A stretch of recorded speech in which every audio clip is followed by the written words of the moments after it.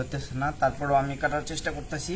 তো viewers finally wow হয়। আসলে আমি সারা জীবন শুনেছি এবং দেখেছি যত বড় পেঁপে হয় তার মানে বীজ ততই কম হয়।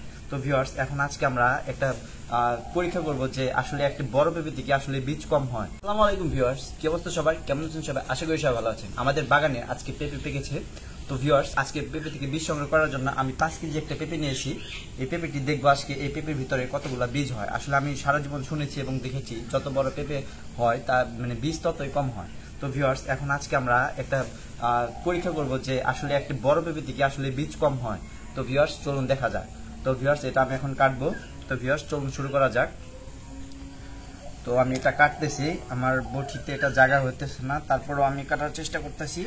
তো ভিউয়ার্স ফাইনালি ওয়াও, ফাইনালি ভুল প্রমাণিত হয়ে গেল। প্রমাণিত হলো যে আসলে সত্যি কথা, কারণ এই এত বড় একটি পেঁপেতে খুব আহামরি বীজও হয়নি। তারপরেও যেটুকু হয়েছে আলহামদুলিল্লাহ অনেক ভালো বীজ হয়েছে, অনেক শক্তিশালী, কি অনেক দেখতেও অনেক সুন্দর হয়েছে বীজগুলো, একদম পাকা। তো ভিউয়ার্স আমার মনে হয় না এইগুলা মানে পেঁপেগুলা খাওয়ার কোনো সিস্টেম আছে। তো ভিউয়ার্স আমরা এগুলা বীজ এখন কালেক্ট করব। তো বীজ কালেক্ট করার জন্য আমরা একটি চামচ নিয়েছি, আর এভাবে আমরা কালেক্ট করবো বীজ।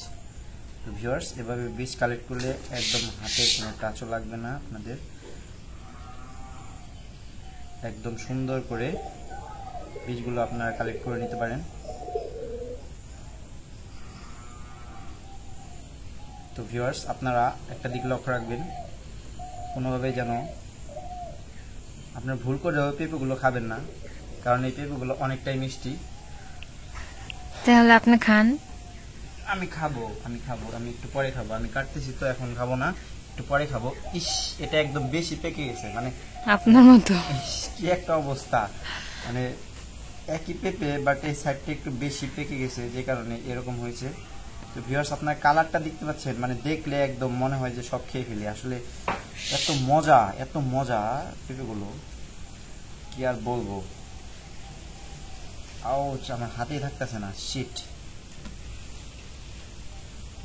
তো ভিউয়ার্স আলহামদুলিল্লাহ এটা আসলে খাওয়ার কোনো লাইকই না, আসলে এটা খাওয়াই যাবে না, এটা একদম লেতিয়ে গেছে। তো ভিউয়ার্স যেগুলো একদম লেতিয়ে গেছে সেগুলো আমরা এখানে ফেলে দিচ্ছি। এখন এখানে কিছু দানা পড়ে রয়েছে, এগুলো আমরা উঠাই। পড়ে গেছে, ওইগুলো পরে উঠান, আগে এটা নেন। সমস্যা নাই ভিউয়ার্স। এখন আমরা আরেকটা পেঁপে কাটবো। অর্ধেক কেটেছি আর অর্ধেক এখন কাটা বাকি। তো আমরা এই অর্ধেক আবার বীজ সংরক্ষণ করব। তো আপনারা দেখতে পাচ্ছেন আমরা বীজগুলো কিভাবে সংরক্ষণ করতেছি।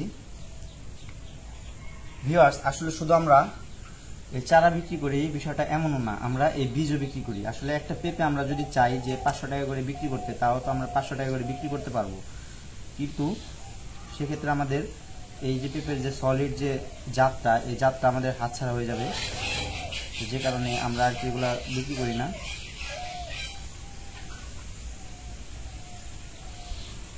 ফেলে দিচ্ছি, মোটামুটি ঠিক আছে ভিউয়ার্স। এটা আমরা কি করব, এইটা সুন্দর, এটা অনেক মজা হবে খাইতে। খাও তাহলে। এটা আমি খাবো, খাওয়ার জন্য রেখে দেব।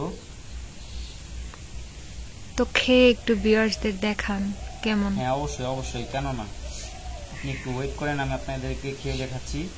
তার আগে আমি বীজগুলো কালেক্ট করে নিই। আলহামদুলিল্লাহ, মাশাআল্লাহ, আল্লাহু আকবার। আপনার জুতাটা তো অনেক সুন্দর। হ্যাঁ এটা স্পেশাল অর্ডার করা জুতা। এখন আরেকটি পেঁপে কাটবো। এই পেঁপেটি বেশি পেকে গেছে, একদম খাওয়ার কোনো লাইকই নাই। এই যে এটা কাটো না, দেখি এইটাই কি অবস্থা।